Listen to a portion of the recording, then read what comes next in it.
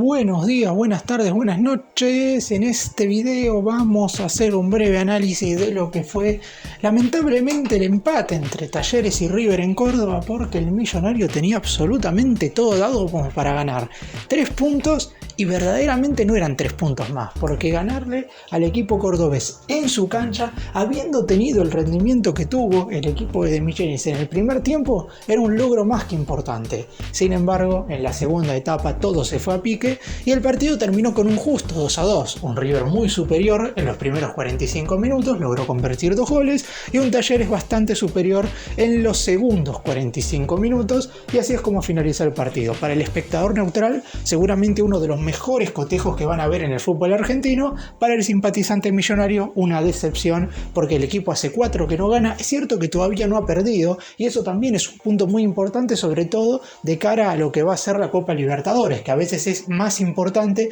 no perder y salvar algunos partidos. Pero por lo pronto vamos a analizar los que nos dejó el empate entre el Millonario y la T, porque claramente hubo una etapa inicial muy favorable para el equipo de Núñez y una segunda parte muy favorable para el equipo anfitrión. Empecemos. Vamos a comenzar haciendo, como siempre, el uno por uno, un breve comentario de cada uno de los jugadores que arrancaron ayer el partido como titular. Claramente, en todos los casos hay un primer tiempo básicamente, no voy a decir maravilloso, pero muy bueno, y una segunda parte que deja bastante que desear en la mayoría de los casos. En cuanto a Armani, obviamente queda un poco marcado por lo que fue el segundo tanto, más allá de que fue un golazo de Portilla, pero aún así, de no ser por el Pulpo, a River le hubieran anotado goles con anterioridad seguro, por lo que, y más allá de que es la primera vez en el año que le marcan 2 goles en un partido, termina siendo un buen cotejo de Armani, porque si no fuera por él, River habría perdido. En el caso de Boselli venía siendo un enorme partido, pero falla en el primer gol de Talleres y ahí es donde se empieza a derrumbar todo. Y la realidad es que falla en una circunstancia en la cual no puede errar, porque Ramón Sosa, que es el jugador por el motivo por el cual De Michelis puso a Boselli, que es exclusivamente a marcar al futbolista paraguayo, en el 1 contra 1 y alguna vas a perder, y es normal, porque la velocidad del jugador de Talleres es una de las mejores del fútbol argentino, pero perder de cabeza en el salto es algo inadmisible para un central que juega de lateral. Lo mismo con Leandro González Pires, un primer tiempo bastante seguro, correcto, pero en la segunda parte muchas desatenciones que llevaron inclusive al equipo a quedar mal parado en más de una circunstancia. Paulo Díaz sigue siendo el mejor defensor de River en absolutamente todos los casos. Es un futbolista que juega a veces por el resto de sus compañeros, porque tiene cruces salvadores, porque gana de arriba, gana de abajo. Claramente en el segundo tiempo tuvo que salir reemplazado, esperemos que no tenga nada y que pueda jugar el miércoles. Enzo Díaz tuvo un primer tiempo muy positivo y un segundo tiempo para el olvido, básicamente lo mismo que le viene pasando al lateral izquierdo durante todo este 2024. No logra Enzo Díaz redondear un partido al 100% tal como lo hacía durante el 2023 en la primera parte del año. Aún así, no hay ningún tipo de dudas que tiene bien ganado el puesto.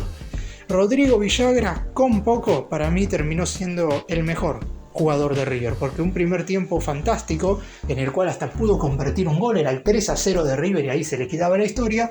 No pudo, lamentablemente, porque su remate pegó en el palo.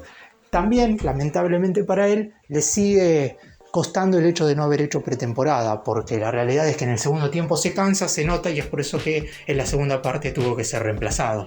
Aliendro, Nacho Fernández y Ezequiel Barco, a todos los tenemos que poner básicamente en la misma bolsa. Un buen primer tiempo de los 3 participativos, con mucha presencia, dando pases correctos, que es algo que no se había visto en el Superclásico por parte de ninguno. Normalmente Nacho, Aliendro y Barco se caracterizan por tener una buena visión de juego, y en frente a Boca no se los había visto de esa manera. De hecho, lo más flojo de River había sido la mitad de la cancha. Sin embargo, frente a la T verdaderamente jugaron un primer tiempo bárbaro, pero en la segunda parte se cansaron, motivo por el cual 2 de los 3 fueron reemplazados, y obviamente la realidad es que jugaron una segunda parte bastante floja. Solari tuvo un partido aceptable sin destacarse demasiado. El hecho de convertir el primer gol siempre hace que el ex delantero del Colo-Colo se destaque por encima de los demás, y este es el principal motivo por el cual Solari está por encima de Colidio.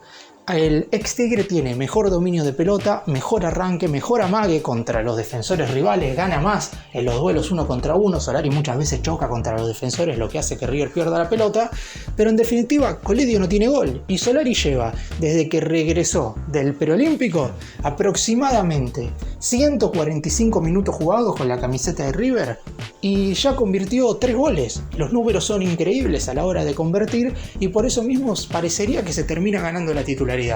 Y en cuanto a Borja, la realidad es que cuando está dentro del área es verdaderamente un killer. El palo le negó el primer tanto, pero después de cabeza marcó el segundo. Un delantero que River necesita y que su partido termina siendo bueno. Cierto que en el segundo tiempo desapareció porque no le llegó la pelota, pero en general el partido del colombiano termina siendo más que aprobado. Vamos ahora a dividir el análisis en los dos tiempos porque claramente, si bien en algunos partidos que River jugó en este semestre no hacía falta dividir el análisis porque River había completado 90 buenos minutos en general, como pasó frente a Vélez o frente a Riestra, por ejemplo, y en otros, como por ejemplo ante Atlético Tucumán, en general el compromiso fue malo del minuto 0 al 90, por lo que no hacía falta dividir el análisis en dos tiempos. Pero en esta oportunidad claramente hay que hacer el análisis y un breve comentario de lo que fueron las dos etapas.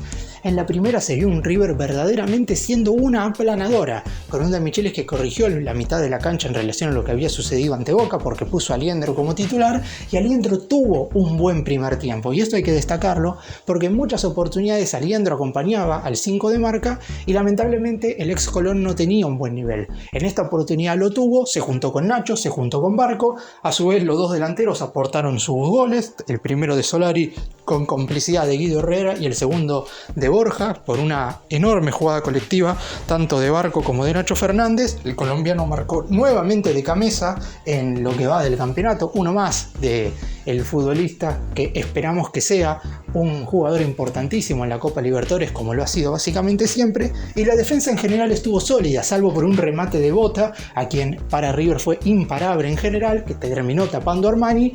Después River no sufrió y tuvo dos tiros en los palos además de los dos goles, uno de Borja, un mano a mano, y después un remate de media distancia de Villagra que también terminó estrellándose en el palo derecho de Guido Herrera. Esa primera etapa de River obviamente no fue la mejor del campeonato porque hay un 4-0 en el primer tiempo en el Monumental contra Vélez, pero por lo pronto hay que decir que si analizamos los últimos 3 partidos frente a Atlético Tucumán, contra Banfield y versus Boca, estos 45 minutos de River parecía que el equipo daba 2 pasos hacia adelante frente a un rival más duro, en mi opinión, que los 3 anteriores y en una cancha muy difícil. Una lástima que en el segundo tiempo todo eso se haya venido abajo y hasta River pudo perder el compromiso en la última jugada del cotejo. Pero por lo pronto, hoy el objetivo del DT tiene que ser tratar de mantener eso que se logró en el primer tiempo, porque si River pudo jugar así frente a un rival de la magnitud de Talleres, se puede jugar muy bien. Lo que hay que hacer es mantenerlo más en el tiempo, que algunos jugadores sean un tanto más regulares y que ante el primer bajón el equipo no se venga abajo, sobre todo anímicamente. ¿Qué sucedió en la segunda mitad?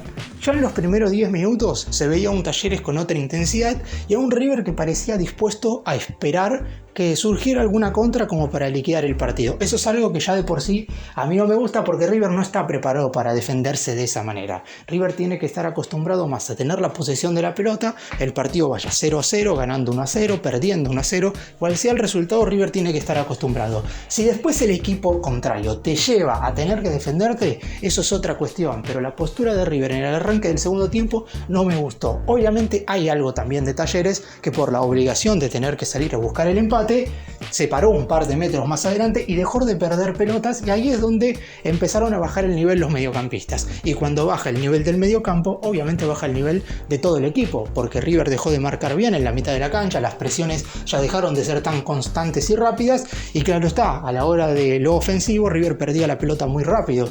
González Pires tuvo un par de salidas fallidas, Enzo Díaz también también tuvo un par de pases bastante imprecisos. De hecho, contra Boca también tuvo un par de esos, sobre todo en el primer tiempo. En esta oportunidad fueron en la segunda etapa, y salvo por algunas salvadas de Paulo Díaz y unas muy buenas atajadas de Armani, nada sostenía al millonario en este encuentro.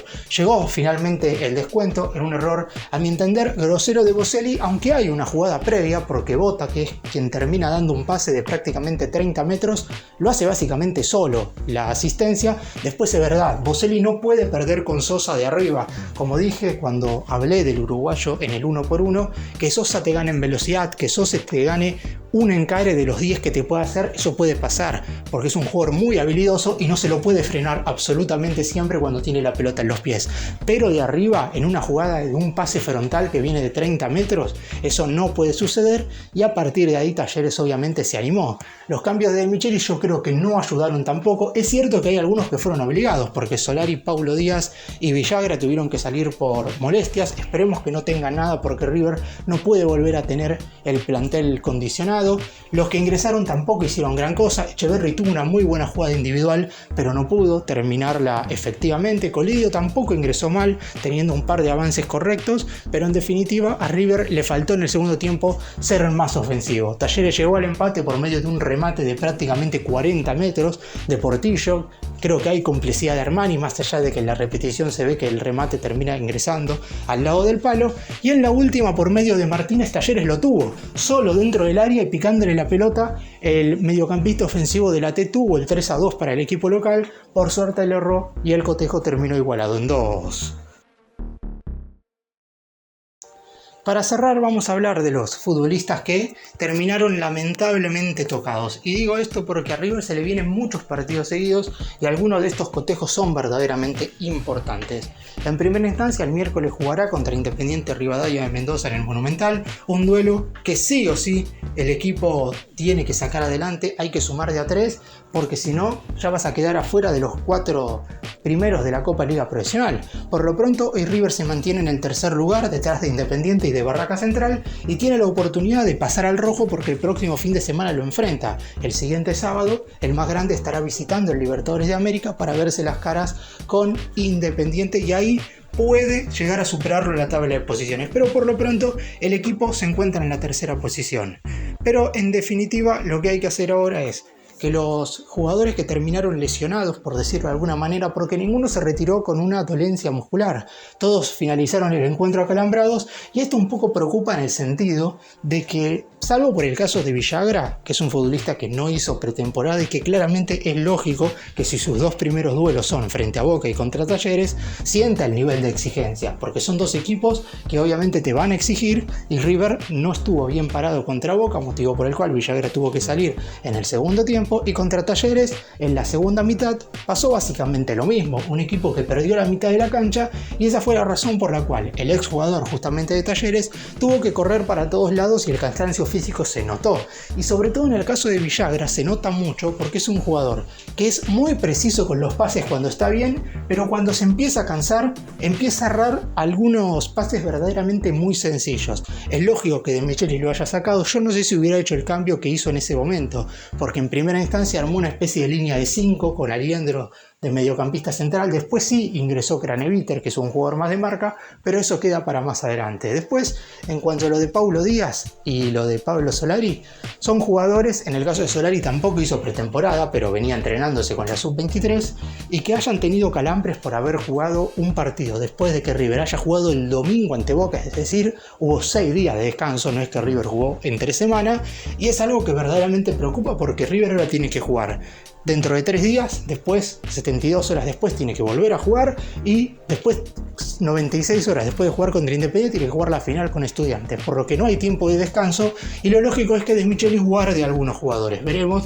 si es el próximo miércoles contra el equipo mendocino o el sábado contra el conjunto de Avellaneda. Por eso mismo, si bien terminaron todos sin ninguna lesión muscular, por lo que deberían estar disponibles para enfrentar a Independiente Rivadavia en el Monumental el próximo miércoles desde las 21:30 horas, la realidad es que preocupa que, sin haber tenido tanta exigencia durante esta semana, haya 3 jugadores que se terminaron acalambrando, y eso obviamente perjudica el armado del equipo de cara al complemento, porque son 3 cambios que a lo mejor De Michelis no tenía pensado hacer.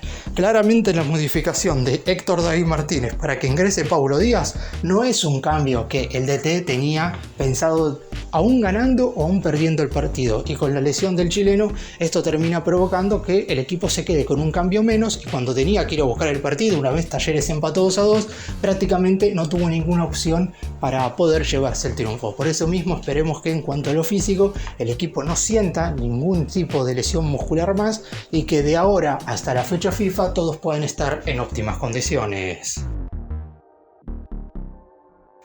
Este partido ante Talleres dio el inicio de una seguidilla de encuentros que va a tener River de 5 cotejos en 15 días. Ya jugó el primero. Terminó siendo 2-2 con un gran primer tiempo y un pésimo segundo tiempo. ¿Es el rival más duro al que va a enfrentar River?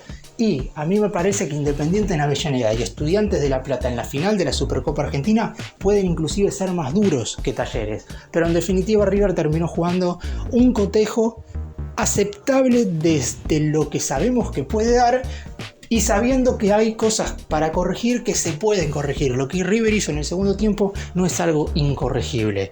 Es más, River en anteriores cotejos estuvo ganando por 2 goles de diferencia y no hubo ningún inconveniente, no estuvieron ni cerca de empatárselo. Solamente pasó ante Boca, y fue más que nada por una jugada individual del equipo rival, no tanto por lo que sucedió en este duelo ante Talleres, donde el equipo cordobés terminó igualando las acciones de manera futbolística. Por lo que en los 4 partidos que quedan de esta seguidilla, Independiente Rivadavia, Independiente, Estudiantes y termina con Gimnasia el 17 de marzo en el Monumental, el equipo debe salir adelante y demostrar que está para grandes cosas en este 2024.